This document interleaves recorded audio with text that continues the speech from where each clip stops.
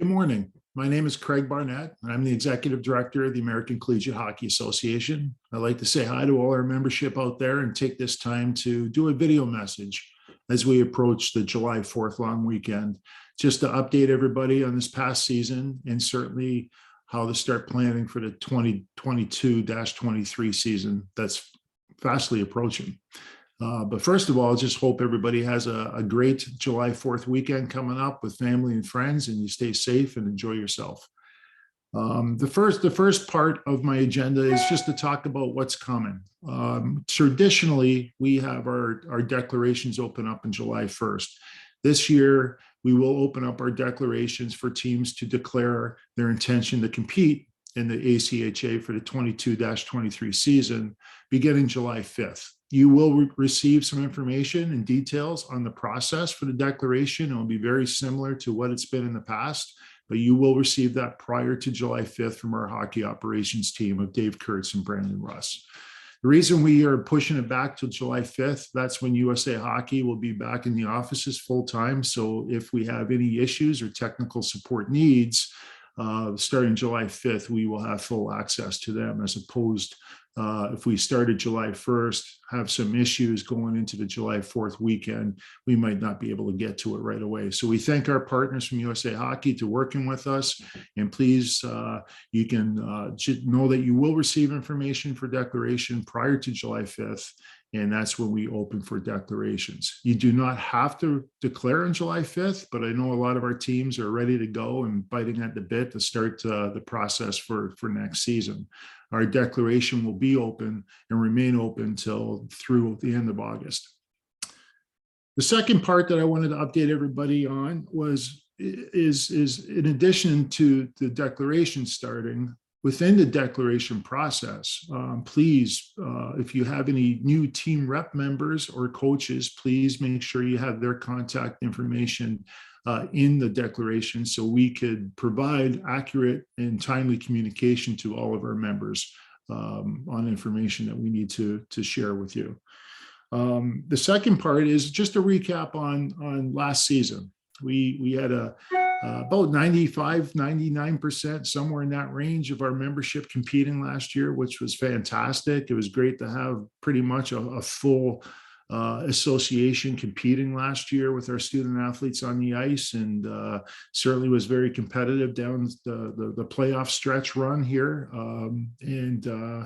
Would like to thank our friends with the St. Louis Sports Commission, St. Louis Blues, and all the community out there to provide such a great national tournament last March. We had 80 teams there. We played 113 games, and we crowned 5 national championships. 5 national champions were crowned. Men's 1, Lindenwood University. Men's 2, University of Mary. Men's 3 was Hope College. Women's 1 was Liberty University. And women's Division 2 champion was Assiniboine Community College out of Manitoba. The annual meeting that just took place, and I'm going to refer to some notes here because I want to make sure I provide you some accurate information prior to it being posted on the website. But we had a very positive annual meeting, great turnout this year. As you know, the American Hockey Coaches Convention was moved because our Naples Beach and Golf Club was torn down, and they're building condos there now. So they found a new location, which did not accommodate the needs for us with our meetings. So we found a nice place in Bonita Springs, a town just north of Naples, and we had about 150, 155 members show up for that. So it was great to see some faces, and we certainly want to thank the Spanish Wells Golf and Country Club for hosting us with not only our meetings on Saturday with the general session and our divisional breakout meetings, but certainly Friday night's banquet, in which we were able to honor our award winners, as well as induct 4 more people into the ACHA Hall of Fame. So it was a great meeting. I would like to congratulate our Hall of Fame members that were introduced. The class of 2020, Anthony Fayok, was inducted, and it was a long time coming for him because he was announced as the class of 2020 prior to to us canceling the annual meeting that year. So he was inducted first into the Hall of Fame as a class of 2020. We had 3 members being inducted with our class last year, the class of 2021, and that was Joshua Mandel, Carrie Jickling, and also Sam Kelly, who, as you may know, passed away a couple of years ago, as he's a big part of the ACHA for a long time, and he was inducted as well. So congratulations to all of those Hall of Fame people, and special thanks to Joe Batista, who acted as our MC at our banquet and awards night. Just so you know, we will have all the forthcoming information on the website pretty soon here in regards to the general session, because there were some voting proposals, as well as a divisional breakout session, because most of the divisions had some discussion and took place in some votes too. The divisional breakout session material, I'm not going to get into at this point, because we will have that on the website shortly, and we're also updating the ACHA manual as we speak, and that should be posted on the website soon. If you have any immediate questions about any of the proposals that were presented, please check in with your divisional commissioners with the ACHA, and they will bring you up to speed. But as far as the general session, there was basically 4 proposals that were presented and voted on by our membership at the annual meeting. The first proposal was a simple cleanup. Actually, it was proposed by myself and the ACHA staff. We just wanted to clean up an area in the manual regarding student athlete eligibility. The section which currently, prior to the general session, describes what a professional athlete is and what leagues a professional athlete plays in, which would be prohibiting them to compete in the ACHA. So this is Article 1, Operation Standards, Section 2, Eligibility and Appeals. And Part A, Student Athlete Eligibility. Basically, the policy has said student athletes who have played or been rostered on teams in these professional leagues shall not be eligible to participate in the ACHA. We basically just added language to that. So now it says student athletes who have played or been rostered on teams in these professional leagues, or any league that is categorized as a semi-professional or professional league, shall not be eligible to participate in the ACHA. The reason for that is pretty simple, that when this policy was put into the manual, since then, there's been a lot of new professional leagues that have come about, and this just kind of keeps us updated with the times. So there's 2 sections. We put the same wording in number 1 of that student athlete eligibility piece, as well as number 2, which specifies female student athletes. So Part 2 says female student athletes who have played or been rostered on teams in these professional leagues, or any other league that is categorized as a semi-professional or professional league, shall not be eligible to participate in the ACHA. So just some simple cleaning there. There was a question brought up about what type of leagues. The process is the exact same as it is now. If you're recruiting a player or have a player, a student athlete that may have played in a professional league, contact your divisional commissioner, and they will determine if that player has eligibility. If they have been playing up until this point, chances are they're obviously going to be eligible to continue if you question that with your commissioner prior to him or her competing on your team. Okay. The second piece proposal that was voted on at the general session was sponsored by George Mason University, which basically states there is a requirement now for a motion sponsor to be present in order to proceed with motion consideration. So basically what it's saying is, if a member program makes a motion to change the bylaws or operation guidelines, an individual from the member program which sponsored the motion must be present at the meeting. If a member program is not present, the motion will be tabled. And that was voted on by our membership, and that was passed as well.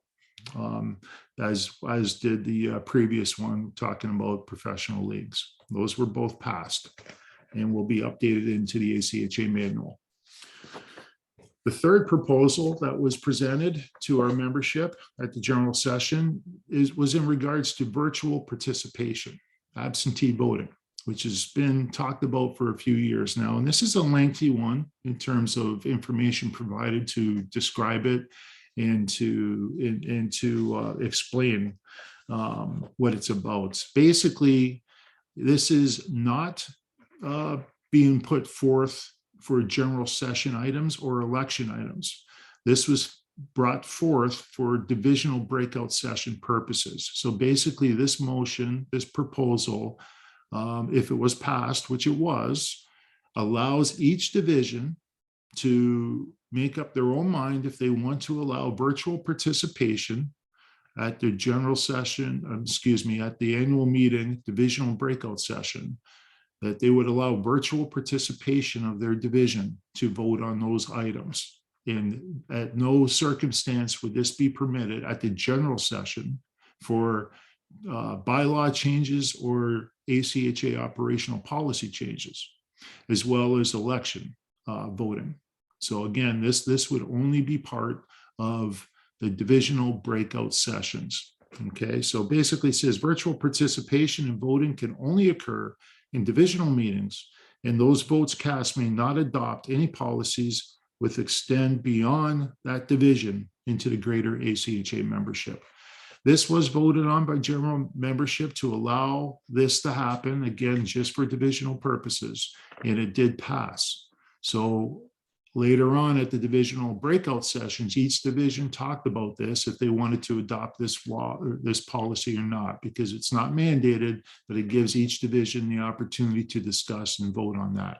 So the notes on this, if your division chose to use this option, those will be in the divisional breakout session notes, which will be posted on the website shortly.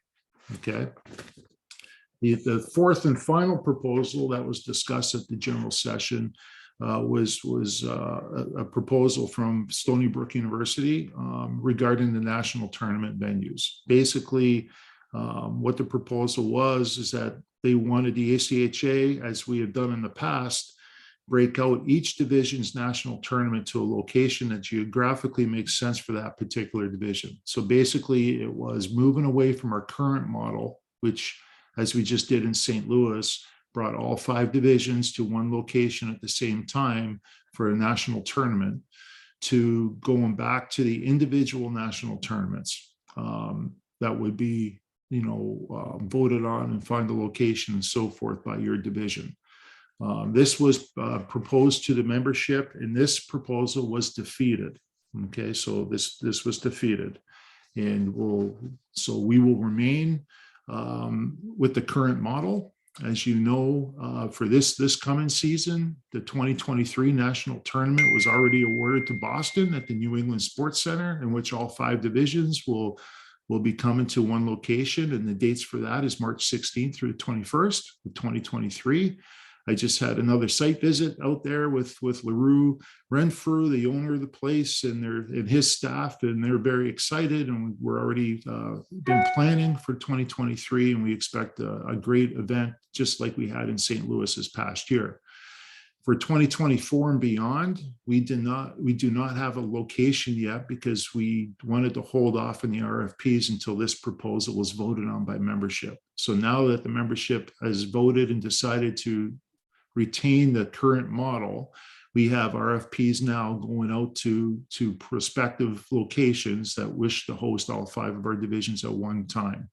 If you have a facility or host that would be interested in bidding on the 2024 and or the 2025 national tournament for the ACHA, please contact me. We will get the RFP out to them, and that bidding process will begin at close to the fall. We will begin, the dates are in the RFP, but we're collecting RFPs now, bids now, and we will collect them through until the end of August.